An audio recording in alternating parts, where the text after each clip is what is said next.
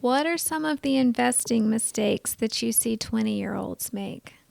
I think for myself, I'm still a young man, but I can't get back the 14 years that I lost from the time I was 20 to now. And had I done a couple of things smarter, I would be in a place where I'd be a multi millionaire right now. I wouldn't just be sitting like that's the thing, right? Is the compounding of 14 years. However, you can't just say as a 20-year-old, I'm going to invest $1,000 in XYZ company and hold it for 14 years because you might be wrong.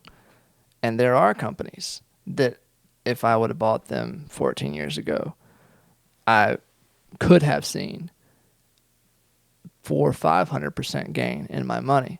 But $1,000 at 400 or 500% gain does not outweigh what you lose if you don't do three things with your money when you're 20. I think you got to look at it as this is the time to grow your mental capital.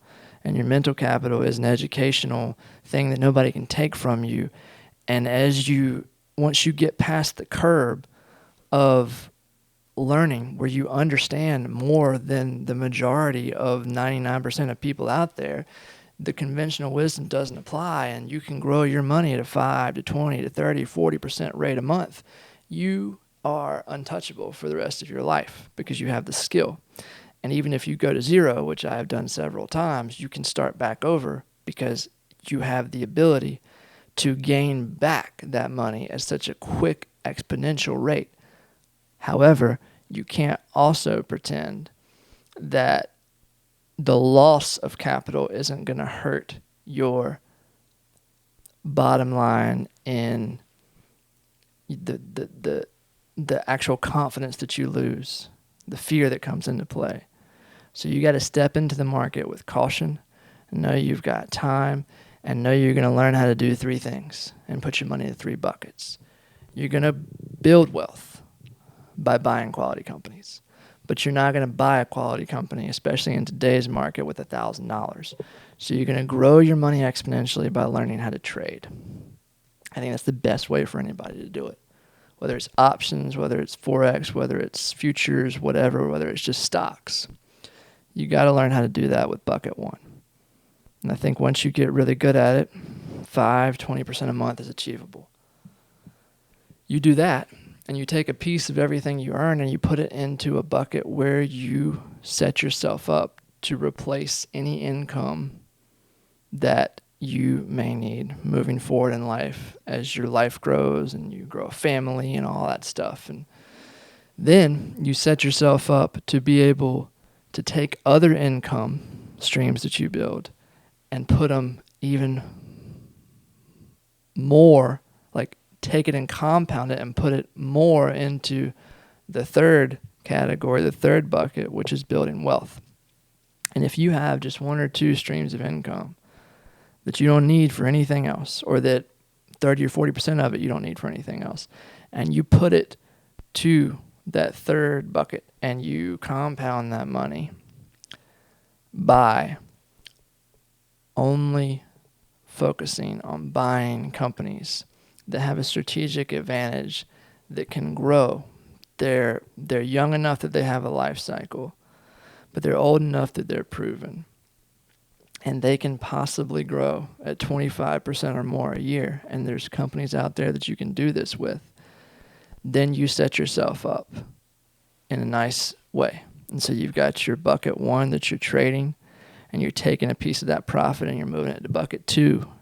And then when your income gets to the point where you're substantially satisfied with what's coming from bucket two, and all I do with my bucket two is certain option strategies after I buy a stock, generating money from owning that stock. And then bucket three, you're trading income to it.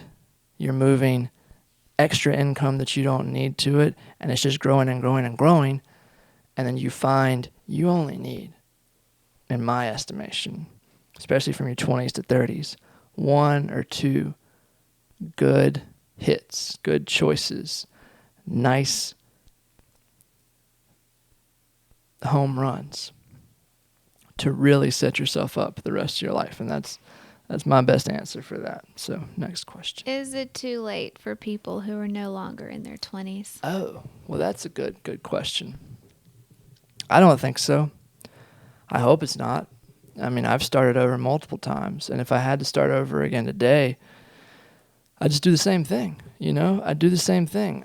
I find it that a lot of people think that if they don't start early, they're screwed with investing. And that goes back to that conventional wisdom that I just think is hogwash. I think, yes, you're much better off if you start early. You can always benefit more. But the question then is posed, what is benefiting more? Do you just want to retire nicely, or do you want to be wealthy? Because if you want to be wealthy, the stock market can make you wealthy. If you just want to retire nice, the stock market might not be for you. Or you may need to listen to somebody else, because my thought process is, if you're starting anywhere from 20 to 50, after about 50, you're hitting an age that's it's going to be really hard to grow your money at an exponential enough rate to benefit you. But 20 to 50, if you put your money into those three buckets and you learn how to trade it well and you learn how to generate income, so any of the stock market money that you need, you're not pulling out for any other reason, and you funnel the majority of those monies from bucket 1 and bucket 2, and the income from bucket 2 that's not going in your pocket, the extra stuff that you don't need, you're funneling to bucket 3, and you're really, really, really pouring it on to bucket 3, you will grow your money at a rate that most people can't fathom. And then you get your bucket 3 where you're investing in companies, and then you don't have to sell the stock in those companies. You can borrow against it. You can use it for other things. You can really utilize the stock market to grow substantial wealth. Next question.